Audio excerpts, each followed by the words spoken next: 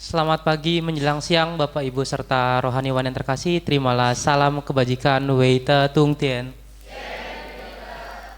Sancai. Pertama-tama patutlah kita panjatkan puji syukur kehadirat Huang Tien atas segala rahmat dan karunia-Nya. Kiranya kita bisa berhimpun kembali di Kung Miao yang suci ini pada minggu siang hari ini.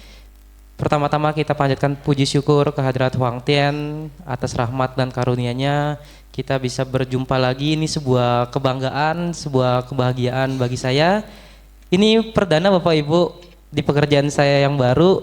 Ini tugas pertama saya mengisi pertama di Makin Depok. Saya bisa pulang kampung lagi di Depok. Pertama-tama saya ucapkan selamat atas pelantikan yang baru Badan Pengurus Makin Depok. Semoga Bapak Ibu yang menjadi pengurus dapat menjalankan tugas dan tanggung jawabnya dengan baik. Kiranya Tien senantiasa memberkahi Bapak Ibu sekalian. Sancai. Ini sebuah kebahagiaan saya bisa hadir bertemu Bapak Ibu lagi. Bapak Ibu bagaimana kabarnya? Sieten ceen Sancai. Bapak Ibu, saya mungkin di sini nggak berkhotbah panjang lebar. Mungkin di sini saya akan sharing saja kepada Bapak Ibu sekalian.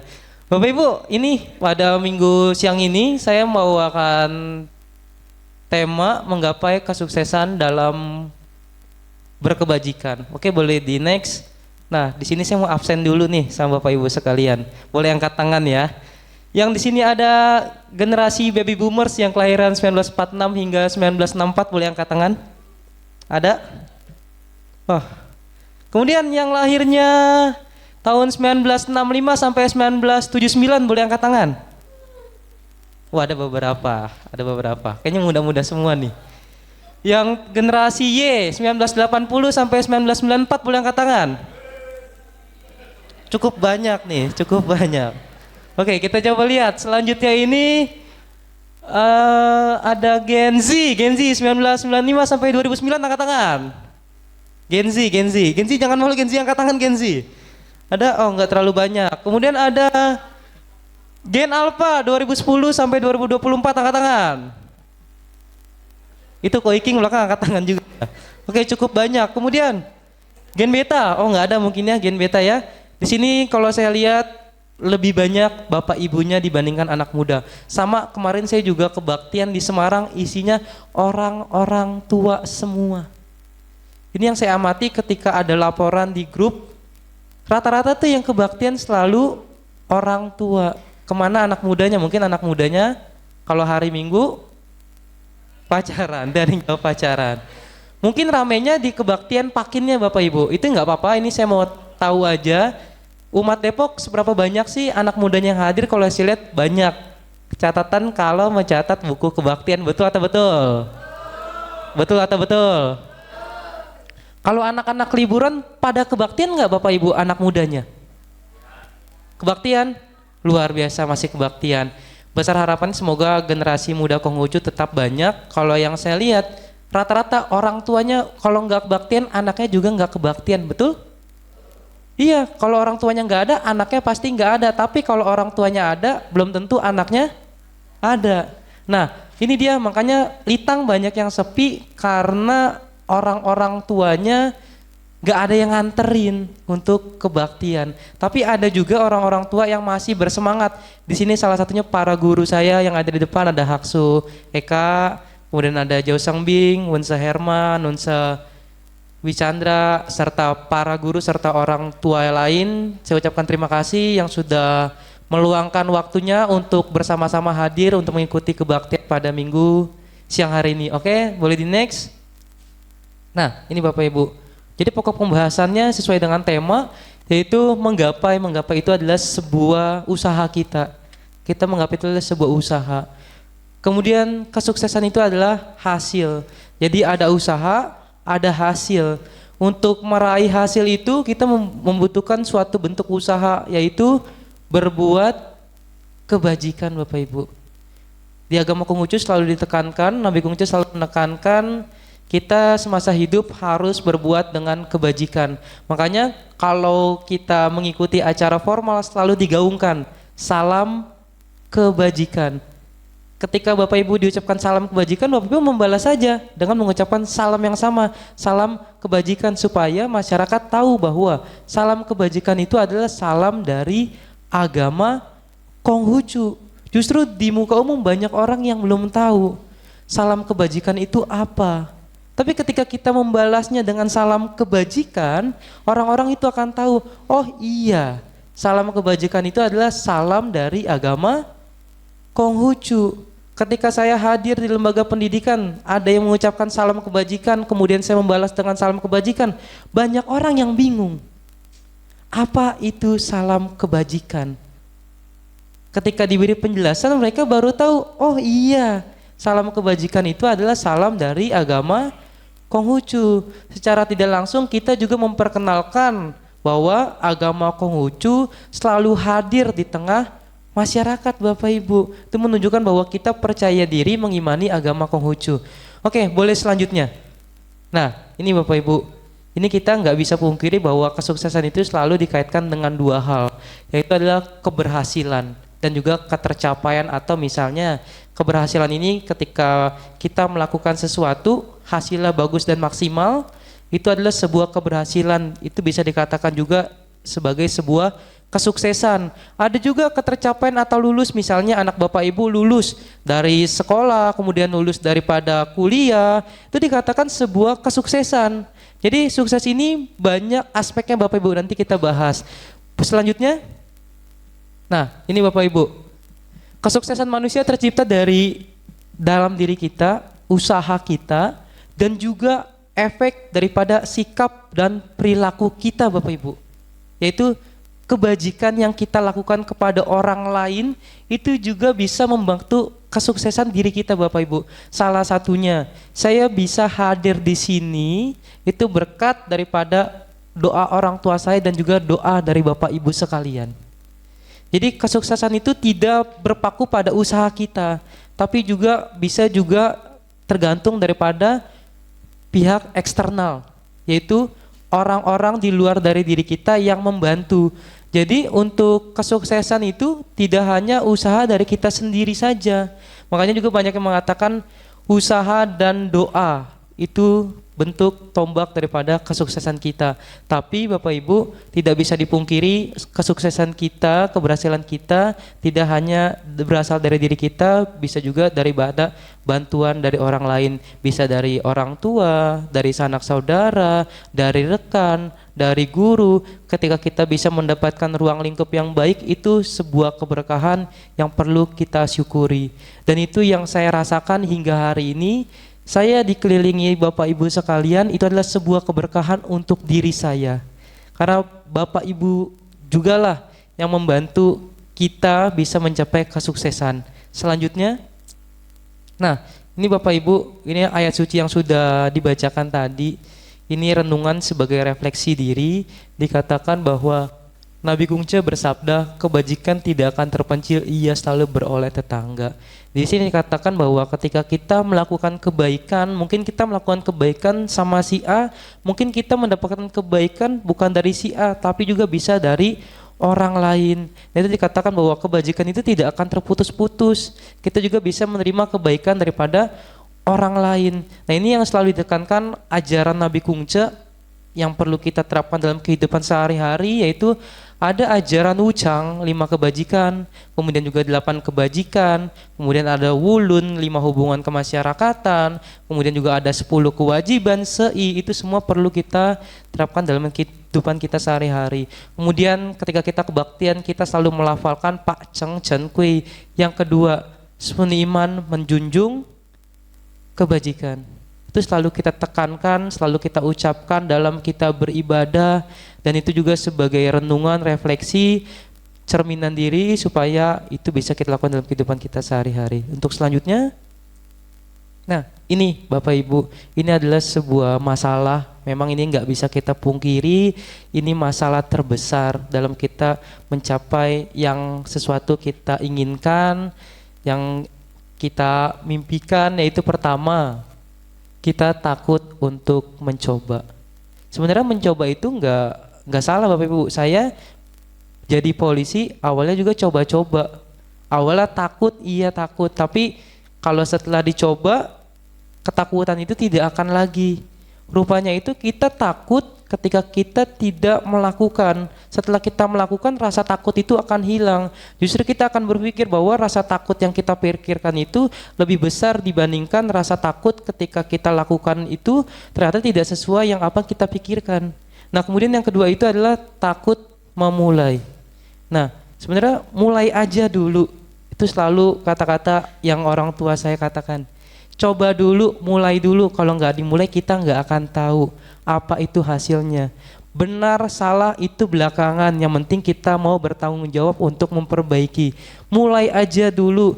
Hasilnya benar salah, berhasil gagal itu belakangan. Kalau nggak dicoba kita tidak tahu. Ketika kita coba kita mendapatkan pengalaman. Pengalaman juga sebagai guru dalam kehidupan kita. Kemudian takut gagal.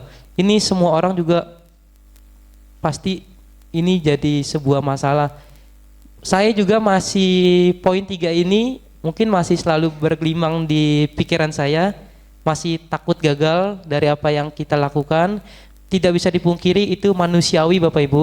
Itu manusiawi, manusia itu tidak luput daripada yang namanya ketakutan, kesalahan. Tapi bagaimana caranya kita harus memanage diri tetap di jalan Nabi, yaitu ada ajaran Syusen, membina diri. Dengan membina diri kita bisa menstabilkan pikiran kita, emosional, batin, nurani. Niscaya problem ini bisa teratasi dengan baik. Kemudian yang keempat, takut tidak bisa berlanjut. Dalam artian kita bisa memulai, tapi kita tidak bisa meneruskan setelah kita memulai. Ibaratnya setelah kita mulai, kita berhenti di tengah jalan. Bagaimana caranya setelah memulai, terus kita lanjutkan sampai akhir? Memang ini bukan sesuatu yang mudah. Itu bentuk tanggung jawab dan komitmen yang besar. Bagaimana caranya bisa dimulai hingga selesai, hingga berhasil. Kemudian selanjutnya, nah ini ada renungan sebagai motivasi Bapak Ibu. Ini ada di satu ayat Chung Yung 19 ayat 20 dikatakan, bila orang lain dapat melakukan 100 kali, diri sendiri harus berani melakukan 1000 kali. Memang kita tidak bisa memaksakan diri kita untuk sama seperti orang lain. Karena diri kita berbeda-beda satu dengan yang lain. Kita memiliki kemampuan yang berbeda-beda satu sama lain. Tapi yang perlu kita bandingkan adalah diri kita sendiri juga dengan diri kita sendiri. Kita nggak bisa bandingkan diri kita dengan orang lain. Salah satunya di sini, anak-anak muda. Kira-kira suka tidak dibandingkan? Suka tidak dibandingkan? Misalnya yang punya adik, yang punya Cece, yang punya Koko, dibanding-bandingkan enak tidak? Tidak. Orang tua kira-kira, ini memang belum pernah ada orang tua dibanding-bandingkan sama dengan orang tua. Pernah dengar Bapak Ibu? Ibu sendiri dibandingkan dengan ibu orang lain pernah? Saya mengajar di Natuna, orang tuanya sendiri dibandingkan dengan orang tua yang lain. Contohnya seperti ini. Mama saya mah marah-marah mulu, enakan juga mama kamu baik, nggak pernah marah-marah. Nah, bagaimana perasaan Bapak Ibu ketika Bapak Ibu sendiri dibanding-bandingkan dengan orang tua yang lain? Apa perasaan Bapak Ibu? Biasa aja. Oke, kalau Bapak Ibu biasa aja. Kita coba kepada anak muda. Mungkin boleh jujur ya anak muda ya. Gimana perasaannya ketika dibanding-bandingkan? Sedih? Kesel? Kecewa? Mau marah tidak bisa. Karena apa? Karena sebagai anak. Boleh tidak menyampaikan? Boleh, tapi dengan lemah lembut.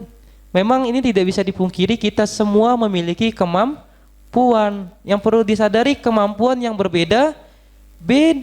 Ada yang bisa sekali melakukan bisa, ada yang 2, 3, 4, 5 kali, 6, 7, 8, 9, 10 kali baru bisa. Wajar tidak Bapak Ibu? Wajar, tapi kita tidak sabar. Pengennya sekali tampil harus berhasil. Yang baik seperti apa Bapak Ibu? Anak-anak itu bisa melakukan, dia menghargai prosesnya, tahu prosesnya kemudian dia berhasil, atau dia nggak tahu apa-apa kemudian dia berhasil. Bapak Ibu pilih yang mana? Proses. Karena zaman sekarang hasil bisa dimanipulasi. Anak-anak sekarang malas mikir, tanya AI, betul? Betul?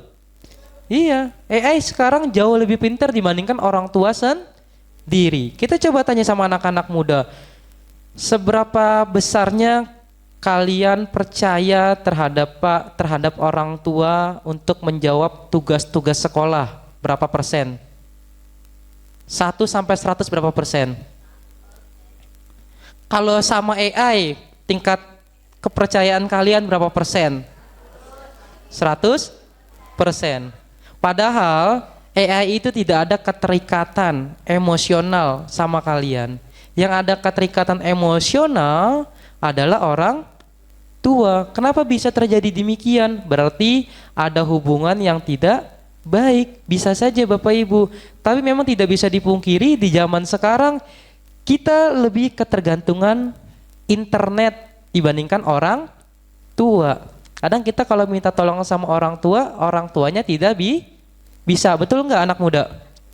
Lebih pinter juga handphone. Nanya resep mau masak nasi goreng, orang tua kita nggak tahu misalnya.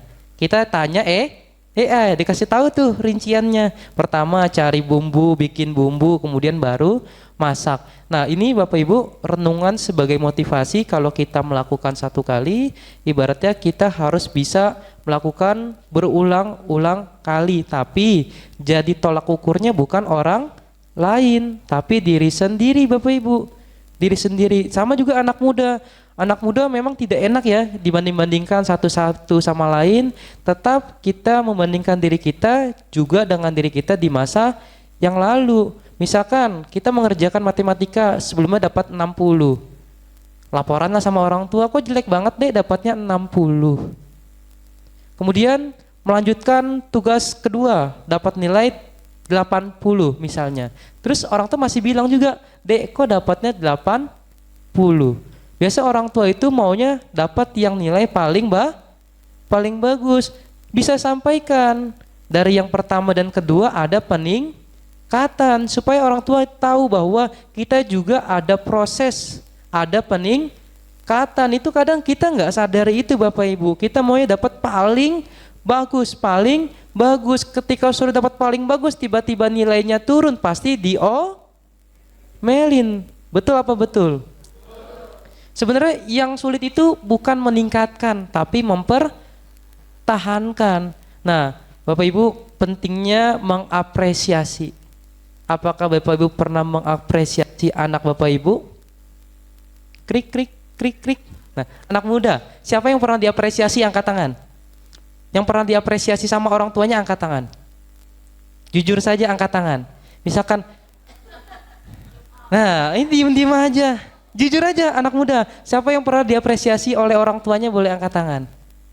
1, 2, 3. Nah, kalau diapresiasi oleh orang tuanya berarti orang tuanya sudah sadar akan hal tersebut. Tapi kalau belum, mungkin Bapak Ibu ketika mengapresiasi anak itu salah satu bentuk memberikan motivasi. Penting nggak Bapak Ibu motivasi? Penting, berarti penting juga untuk dilakukan. Anak-anak itu sebenarnya ketika kita ucapkan bilang kamu pintar, kamu hebat, anak-anak itu senang sebenarnya Bapak Ibu, menambah semangat. Gimana kalau misalkan ulangan dapat jelek, kita bilang kamu kok gini-gini aja, itu menambah tekanan. Kita juga tidak tahu apa yang terjadi pada dirinya Bapak Ibu. Kadang kita melihat dari sudut pandang kita sendiri. Pernahkah kita bertanya, apa sih sebenarnya yang terjadi? Apa sih sebenarnya yang dirasakan? Itu kita perlu mengetahui dari sudut pandang anak kita. Supaya kita sama-sama enak, oh ternyata kondisi anak saya seperti ini. Dan juga terkadang ini mungkin kondisinya berbalik. Kondisinya Bapak Ibu yang tidak dimengerti oleh anak Bapak Ibu. Kamu gak mengerti banget sih, mama papa capek. Pernah bilang seperti itu? Pernah? Nah, karena anak kita tidak tahu, misalnya anak baru pulang sekolah, sekolah. Anak capek, mungkin sama-sama capek kondisinya, anak main lempar, sepatu lempar, baju lempar, tas lempar, apa yang terjadi? Ngomel, ngomel. Kondisinya sama-sama, tidak tahu kondisi sebelumnya. Mungkin itu anak di sekolah capek belajar pusing matematika, kimia, fisika, 1 hari, biologi 1 hari. Gimana pikiran itu anak? Pusing, stres, capek sampai rumah, kondisi sama-sama capek, orang tua juga di rumah capek masak, capek bebenah dari pagi sampai siang, anak pulang main lempar-lempar makin berantakan. Apa yang terjadi Bapak Ibu? Marah? Marah. Karena kondisinya kita sama-sama tidak tahu. Solusinya apa? Komunikasi. Bilang, mama dari pagi sampai siang masak, tolong tasnya dirapikan. Apa yang terjadi ketika disampaikan seperti itu? Apakah anak tetap melempar? Mungkin saja tidak. Mungkin saja tidak. Karena orang tua itu tahu. Anak itu tahu kondisi orang tua. Anak juga berani menyampaikan, Ma, Pa, tadi di sekolah aku belajar ini. Pasti orang tua juga tahu, oh ini anak pusing, oh ini anak capek karena terlalu banyak belajar. Pasti ketika anak sudah capek belajar di sekolah, di rumah pasti tidak belajar. Apa yang terjadi tidak belajar di rumah? Pasti dimarahin, handphone terus, game terus. Nah, Bapak Ibu, motivasi itu penting untuk tetap dijaga oleh anak-anak supaya anak-anak itu bisa melakukan dengan sepenuh hati, dengan ketulusan hati, kekuatan, supaya dia bisa mencapai apa yang dia inginkan. Kalau anak-anak melakukan itu sudah dengan bermalas-malasan, berarti motivasinya sudah tidak bagus. Makanya motivasi itu tetap penting untuk dijaga. Memang motivasi itu tidak hanya sekedar kata-kata nak yuk semangat, tidak, tapi bisa juga memberikan sebuah reward. Siapa yang pernah diberi hadiah sama orang tuanya? Angkat tangan. Ini orang tua pada nggak pernah kasih hadiah ya sama anaknya. Anak-anaknya pada nggak mau angkat tangan.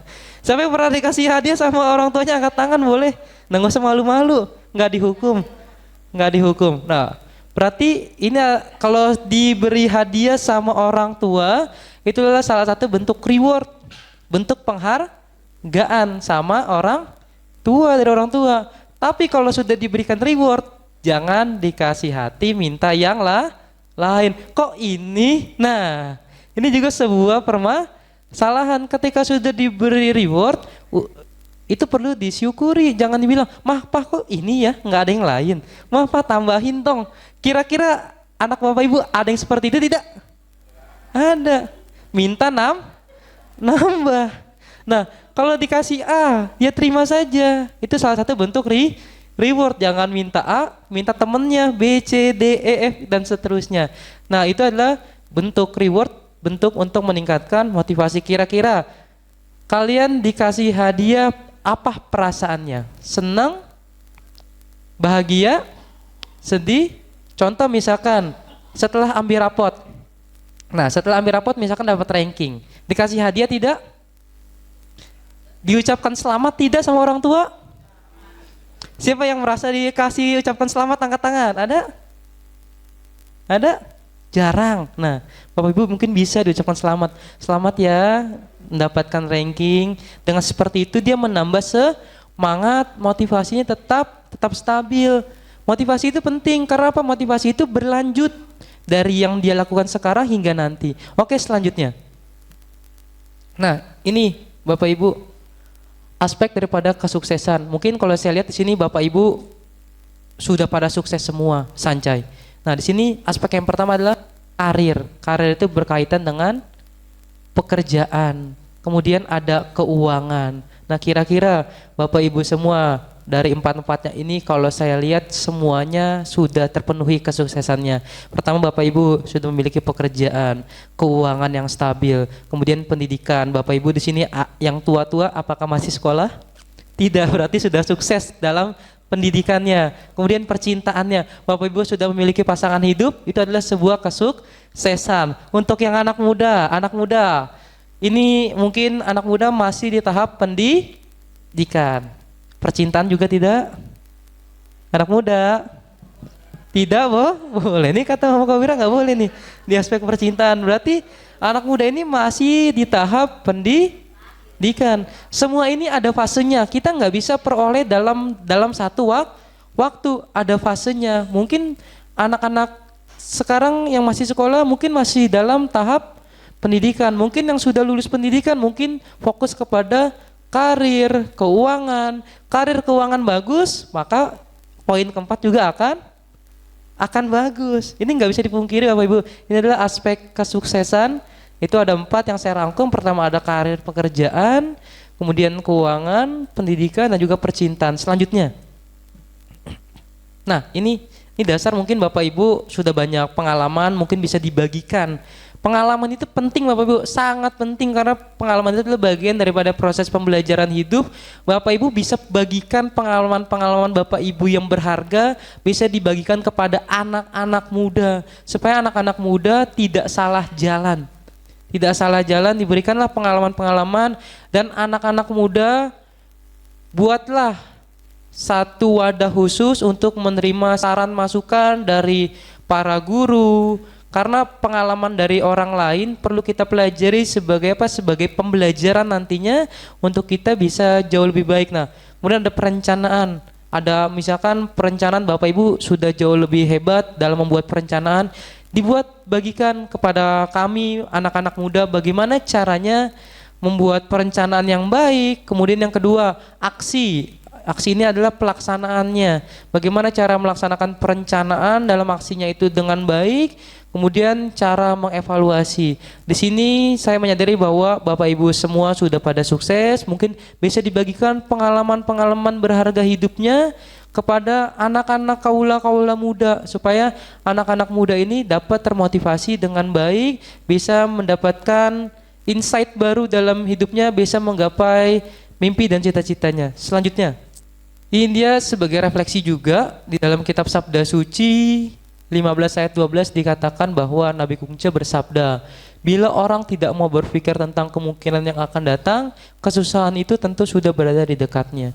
Jadi secara tidak langsung Nabi Kungce di masa lalu ajarannya sudah beribu-ribu tahun lamanya. Dari ayat ini kira-kira masih bisa kita terapkan Bapak Ibu? Masih. Nah, guru kita saja masih bilang bisa.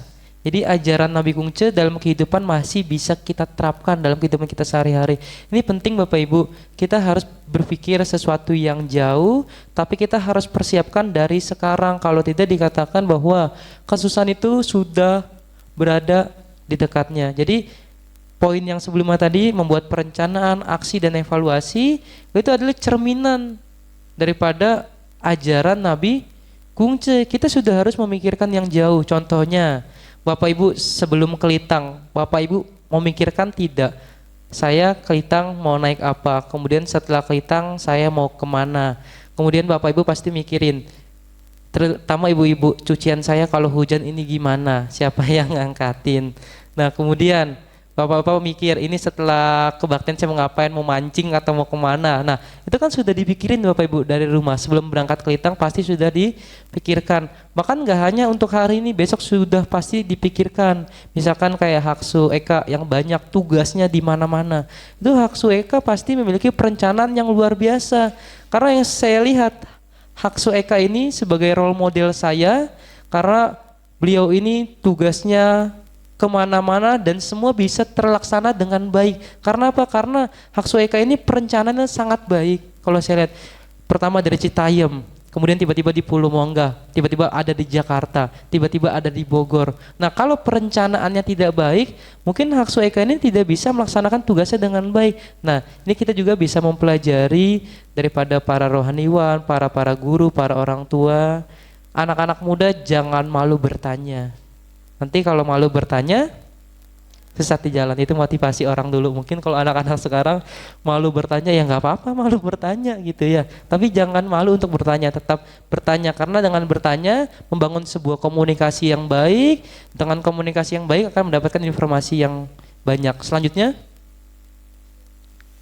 nah ini solusi dalam diri. Tiap anak memiliki kemampuan bakat. Tapi ada juga bakat yang terpendam. Kenapa bisa terpendam? Karena dia tidak banyak mencoba. Dia tidak tahu, semakin banyak dicoba semakin tahu, oh iya, diri saya bisa melakukan ini, diri saya tidak bisa melakukan ini. Tahu akan kelemahan dan juga kekuatan. Kemudian keahlian ilmu. Keahlian ini sebenarnya semua orang bisa kok dapat dengan cara dia mau belajar. Di sini ada yang baru lahir bisa main gitar? Ada? Gak ada, semuanya itu, keahlian itu diperoleh dari ilmu pengetahuan yang dimana diperoleh itu dengan kita cara belajar. Tapi kalau bakat itu sudah ada dalam diri manusia, tinggal dia mau mengembangkan atau tidak. Makanya dikatakan ada bakat terpendam. Makanya bakat itu perlu kita gali dengan cara kita tahu banyak mencoba hal. Oh ya, saya ternyata bakat saya di sini. Itulah yang perlu dilatih. Kemudian ada 3K. Kemauan, kesungguhan, keikhlasan. Pertama, kita mau tidak. Kalau tidak mau jangan sepaksa. Kadang banyak orang tua, dia tahu kapasitas anaknya tapi dia tetap memaksa. Kira-kira benar atau salah Bapak Ibu? Kira-kira sesuatu yang dipaksakan baik atau tidak? Tidak. Kadang kita mau semua hal yang ada di dunia ini anak-anak kita harus bisa melakukannya, betul? Padahal sebenarnya yang baik itu anak itu diarahkan pada satu hal, di mana satu halnya dia itu bisa, biarkan saja dia di bidang itu supaya dia tekuni menjadi orang profesional di bidangnya. Karena tidak menutup kemungkinan bahwa anak-anak di era sekarang banyak keinginan yang memang tidak masuk pada di era kehidupan Bapak Ibu sebelumnya. Contohnya, sekarang kehidupan kita sangat tergantung yang namanya dengan teknologi, betul? Di sini anak-anak muda misalkan, Mah, cita-cita saya mau jadi YouTuber. Salah tidak? Salah tidak? Sebenarnya tidak. Kalau dia memang mumpuni silakan saja, karena zaman sekarang menjadi YouTuber menjanjikan tidak Bapak Ibu? Menjanjikan. Mungkin kalau di zaman Bapak Ibu tahun 90-an mau jadi YouTuber, menjanjikan tidak? Tidak, karena bukan masanya, bukan waktunya. Karena kita memaksakan kehidupan kita di masa lalu kita terapkan pada yang sekarang. Salah tidak Bapak Ibu? Sebenarnya cukup salah. Karena apa? Seiring berjalannya waktu kita perlu menyesuaikan. Kita perlu mengikuti perkembangan zaman. Misalnya, saya mau jadi gamers, pemain game. Pemain game banyak kok, pemain game profesional yang menjanjikan karir hidupnya di masa depan ada Bapak Ibu. Tapi yang salah itu adalah ketika anak itu menjadikan itu tameng dalam dia melakukan pendidikan, itu salah. Misalnya, dia lagi sekolah tapi anak itu fokus main game. Salah tidak anak muda? Salah. Main game itu tahu waktunya, ada waktunya. Dan misalnya untuk melakukan pekerjaan-pekerjaan yang terjadi di masa sekarang, dijadikan prospek hidup, boleh tidak? Boleh, karena zaman sekarang ini sudah banyak kesempatan-kesempatan, peluang-peluang yang bisa dilakukan. Kemudian yang kedua adalah kesungguhan. Setelah mau harus sungguh, jangan setengah-setengah. Kalau setengah-setengah nanti hasilnya tidak bagus, tidak maksimal. Setelah mau ya sungguh-sungguh, setelah sungguh-sungguh kita melakukan, maka setelah kita melakukan maka ada hasil. Berhasil atau tidaknya kita ikhlas aja Bapak Ibu. Kita ikhlas saja, kita logowo saja apa yang sudah dilakukan. Berhasil tidaknya kita perlu legowo. Dengan kita ikhlas maka kita akan melakukan itu secara terus menerus. Nah selanjutnya, ini kesimpulan Bapak Ibu, kesuksesan itu tidak hadir dengan sendirinya. Kesuksesan itu diraih dengan usaha, doa, dan juga keikhlasan. Ikhlas ini kita lakukan dengan tidak memikirkan imbalan yang akan kita terima di masa yang akan datang. Kemudian, kesuksesan itu sangat relatif karena setiap orang memiliki cara yang berbeda-beda dalam memandang kesuksesan. Mungkin Bapak Ibu memiliki cara pandang, cara berpikir yang berbeda-beda dalam melihat sesuatu. Itu adalah sesuatu yang tidak bisa kita paksakan untuk sama halnya seperti kita berdoa. Setiap kita berdoa pasti isi doanya juga berbeda. Di sini ada yang doanya sama. Setelah misalnya kita kebaktian doa penutup, kita berdoa di depan altar Nabi. Kemudian kita berdoa lagi di altar Tian. Apakah doanya sama Bapak Ibu? beda-beda. Doa itu sesuai dengan kebutuhan kita dan juga harapan kita. Makanya di sini kesuksesan itu menurut Bapak Ibu pasti berbeda-beda kalau saya tanya satu sama lain, dan kondisi anak-anak kita juga berbeda-beda. Semua memiliki cara yang berbeda-beda, tapi kita juga memiliki satu tujuan yang sama, yaitu kita mencapai sebuah keberhasilan. Dan selanjutnya ini sebuah harapan saya kepada Bapak Ibu serta kaula-kaula muda yang hadir pada minggu siang hari ini. Hadir pada hari ini diberikan kekuatan, kelancaran, kesehatan dalam menggapai kesuksesan dalam berkebajikan. Huang Isang Tiwe Tenite Sancai. Terima kasih atas segala perhatiannya. Saya ucapkan semoga Bapak Ibu tetap sehat, kita bisa bertemu lagi. Mungkin nanti saya belum tahu ya, penempatan saya di Jakarta Bapak Ibu. Penempatan Siatenjan sesuai dengan rencana pimpinan kemarin. Penempatan saya di Mabes Polri, di staf sumber daya manusia, di bagiannya itu perawatan personel, kemudian nanti di bagiannya bina religi. Nanti kemungkinan besar saya yang akan mewakili agama Konghucu di Polri. Besar harapan saya mohon bantuan doa dan dukungan Bapak Ibu sekalian. Semoga dengan cara seperti ini saya bisa memajukan agama Konghucu ke depannya. Berharap anak-anak muda banyak yang bisa mengabdikan dirinya kepada negara melalui institusi Polri. Itu saja yang dapat saya sampaikan. Terima kasih atas segala perhatiannya. Terimalah kembali salam kebajikan Weta Tungtian Sancai.